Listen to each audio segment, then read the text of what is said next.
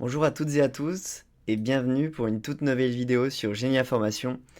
Est-ce que vous vous êtes déjà retrouvé face à une avalanche d'informations en ligne sans savoir quelle source était fiable?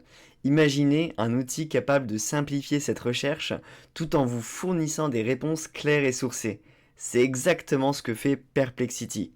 Sur cette chaîne, nous vous guidons dans le monde passionnant de l'intelligence artificielle, avec des vidéos adaptées à tous les niveaux.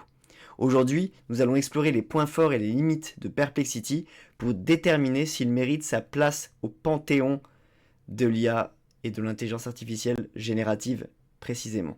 Et surtout, restez bien jusqu'à la fin car nous vous donnerons des astuces essentielles pour optimiser son utilisation et éviter certaines erreurs courantes. Alors, Perplexity, révolution ou simple alternative aux moteurs de recherche traditionnels?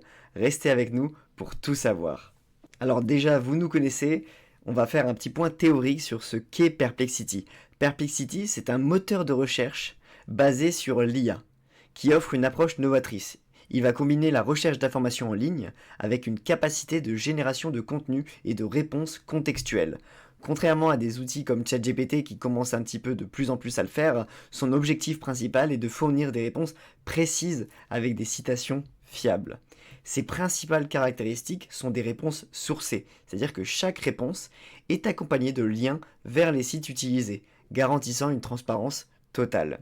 Ensuite, il est très rapide, les résultats sont vraiment instantanés, même pour des questions qui demeurent complexes.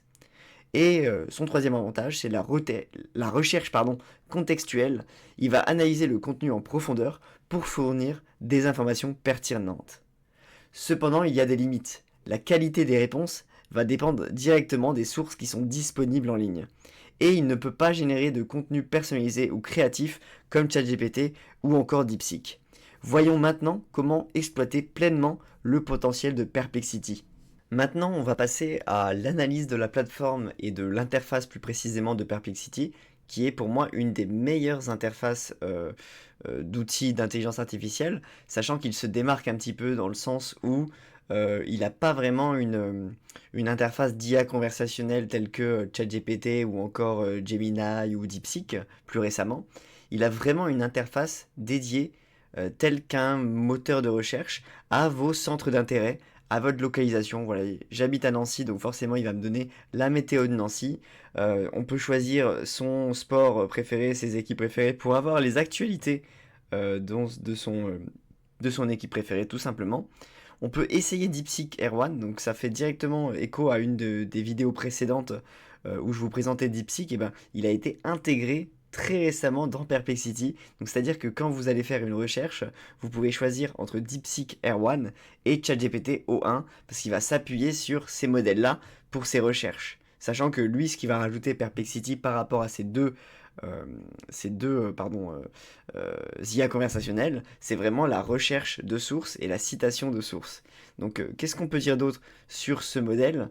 Voilà, à gauche, on a une barre latérale avec l'accueil déjà pour créer un nouveau fil de discussion. Donc là, c'est au moment où on va l'interroger, on va tester avec ces applications concrètes.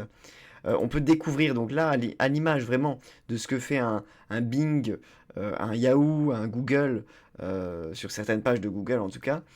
Il va vraiment sauvegarder vos points d'intérêt et vous proposer des articles récents en lien avec vos points d'intérêt tout simplement. Donc vous allez pouvoir vraiment utiliser ça tel qu'un moteur de recherche. Vous allez pouvoir également créer votre propre espace, c'est-à-dire que vous pouvez télécharger vos propres documents et Perplexity va y répondre avec des questions qui peuvent être détaillées et qui vont s'appuyer non pas sur des sources d'internet, mais sur vos sources à vous. Donc c'est un petit peu comme les GPT de ChatGPT. Voilà, vous pouvez également, tel que les GPT, définir des instructions pour l'IA. Donc c'est-à-dire que vous allez pouvoir donner des instructions sur ce que va devoir faire le modèle lorsque vous l'interrogez. Donc vous pouvez l'utiliser notamment pour des FAQ ou des comptes rendus de réunion formalisés, etc. Et vous pouvez évidemment les partager et créer une base de connaissances pour que vos collaborateurs puissent également l'utiliser. Voilà, on a des exemples, le support de Perplexity, etc. Qu'est-ce que je peux vous dire d'autre? Il y a évidemment la bibliothèque de vos recherches, ça c'est pas ce qui va nous intéresser le plus. Les options. Les options, tout simplement, ça va être là pour choisir votre apparence. Est-ce que vous voulez quelque chose de lumineux, de sombre. Vous me connaissez peut-être, moi je préfère la partie lumineuse. Vous pouvez changer la langue évidemment, si vous êtes plus à l'aise avec l'anglais ou avec n'importe quelle langue, vous pouvez la changer.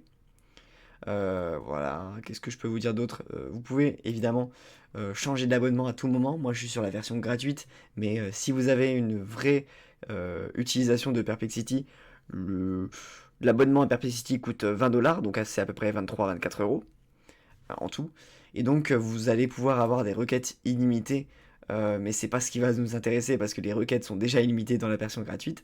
C'est surtout que vous allez avoir 300 recherches pro par jour, contrairement à 3 recherches pro par jour pour la version gratuite.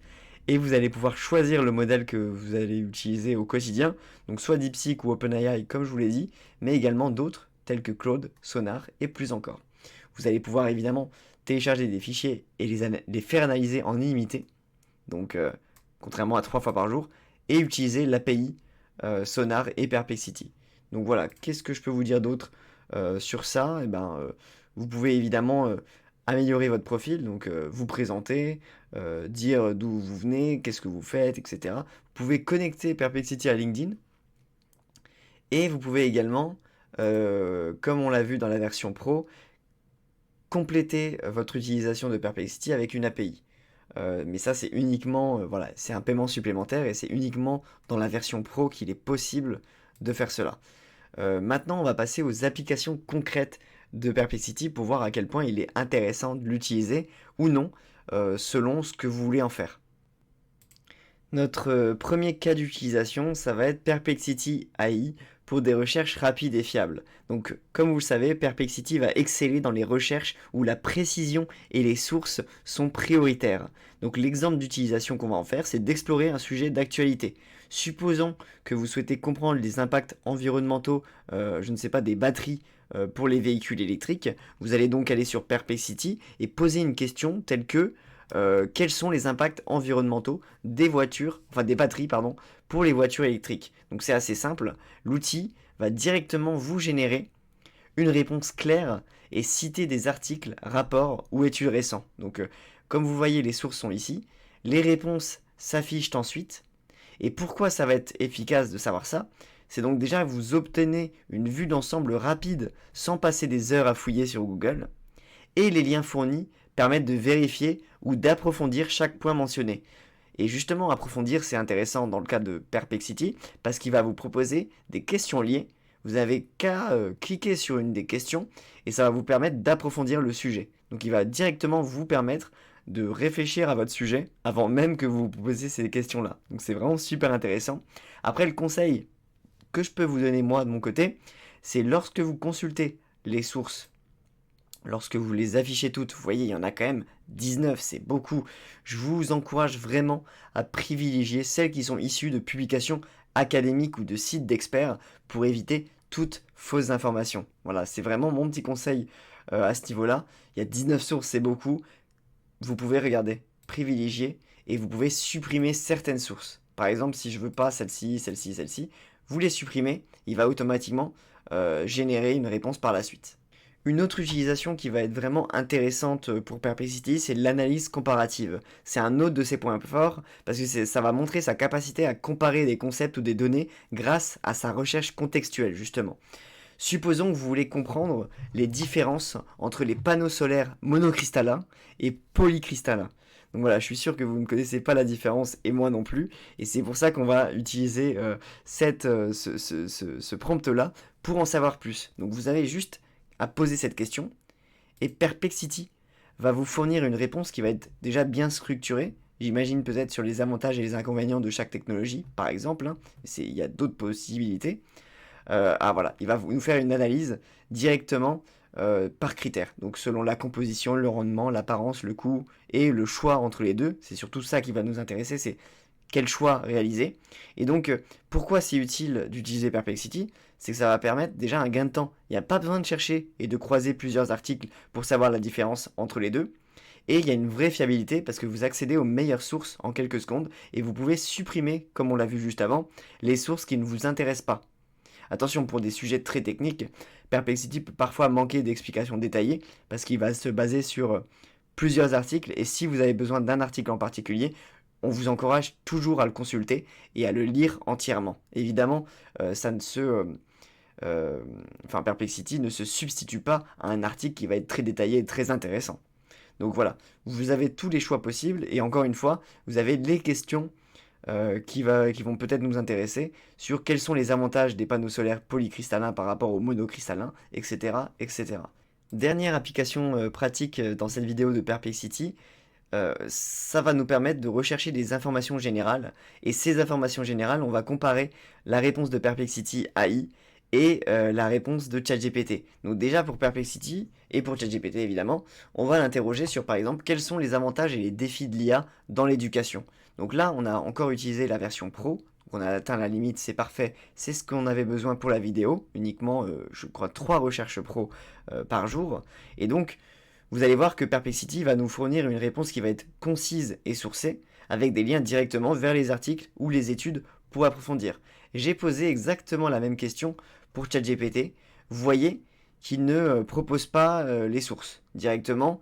Voilà, je lui ai posé exactement la même question, exactement le même prompt, mais il n'a pas affiché ses sources, ce qui en fait déjà un petit peu une baisse de qualité par rapport à Perplexity.